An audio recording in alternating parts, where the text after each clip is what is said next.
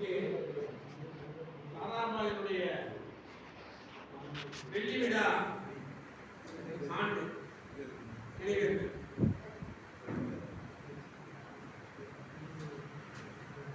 தாராபாயை நினைக்கிற பொழுதுதான்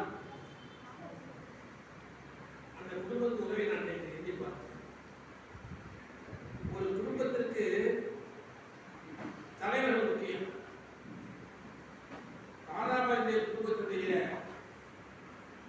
அந்த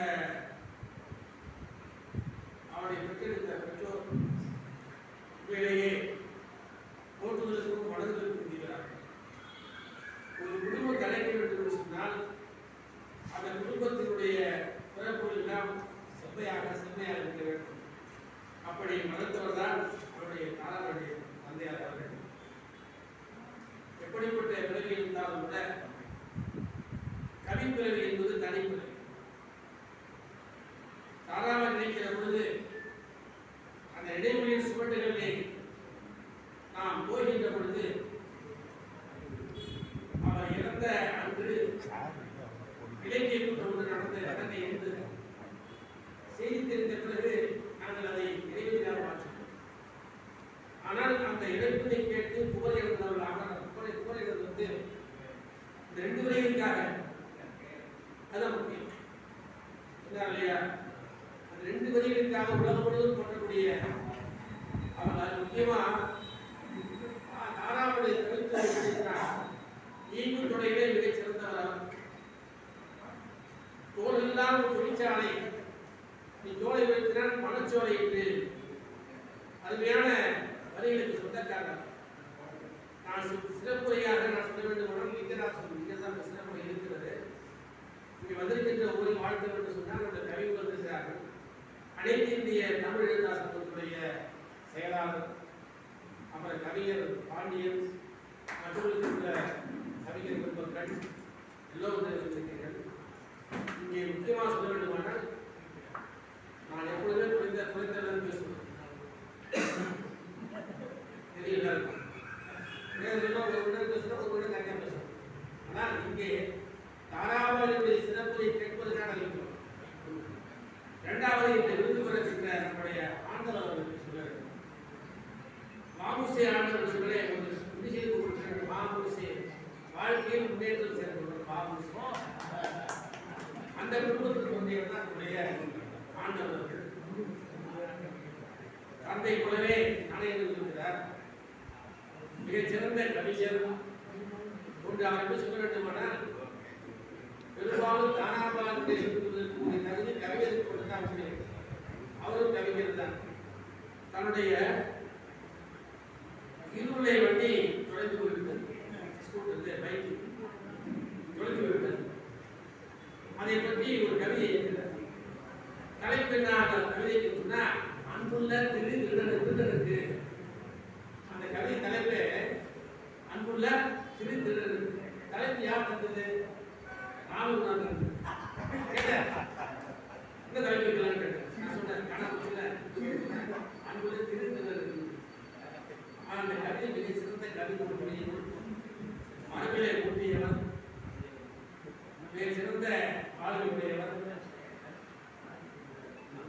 படித்தது சென்னை பல்கலைக்கழகம் இருந்தாலும் கூட பச்சைய பொறுப்பாளரை கொண்டபோதுதான் அவருடைய பெருமை மேலும் இருந்தது. படிப்படின்னு சொன்னாலே படிப்படியாக உயர்ந்தவர்.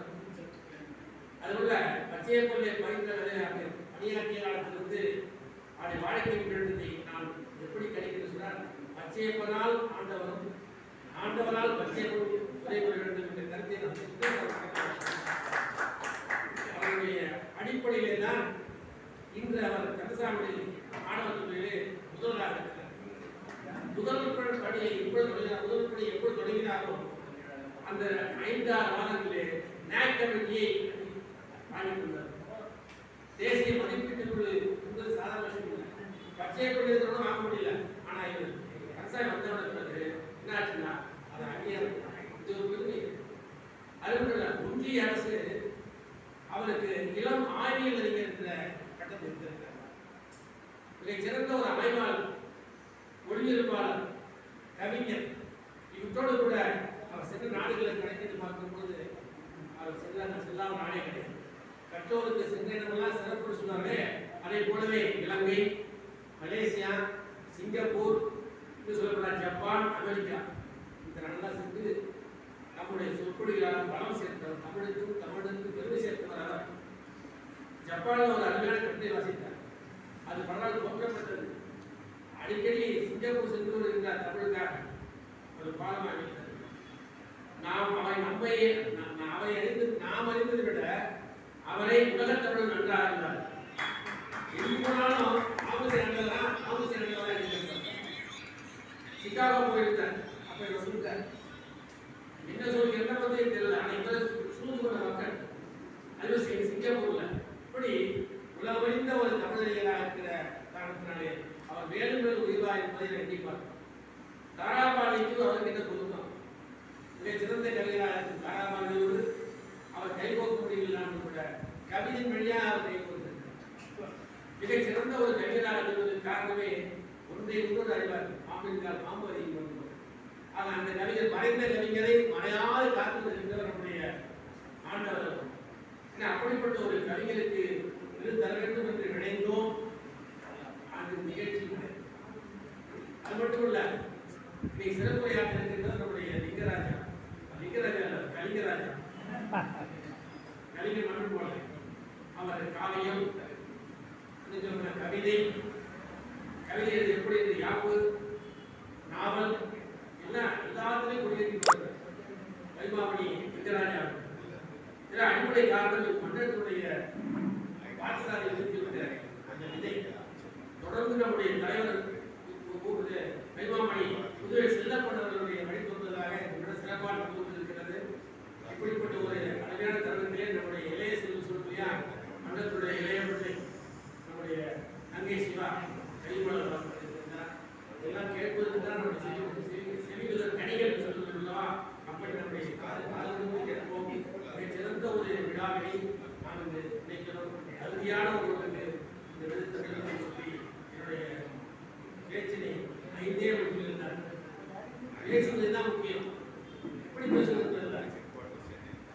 பேசி மற்றவர்களுடைய பேச்சை கேட்பதாக நாம் பண்றோம். அப்படி இந்த பேச்சை இன்றைய பேச்சினை செயல்படுத்துவோம். ஆண்டவர் பேச இருக்கின்றார், விருது பெற இருக்கின்றார், அவருக்கு வாழ்த்துகள். லிங்கராஜா சிறப்புரை ஆற்றிருக்கிறார், அவருக்கு வாழ்த்துகள். பைபிள் வாசித்திருக்கின்றார், நங்கை சிவாவுக்கு வாழ்த்து சொல்லி இந்த தலைவர்களை இப்பொழுது நிறைவு செய்கின்றேன். வணக்கம்.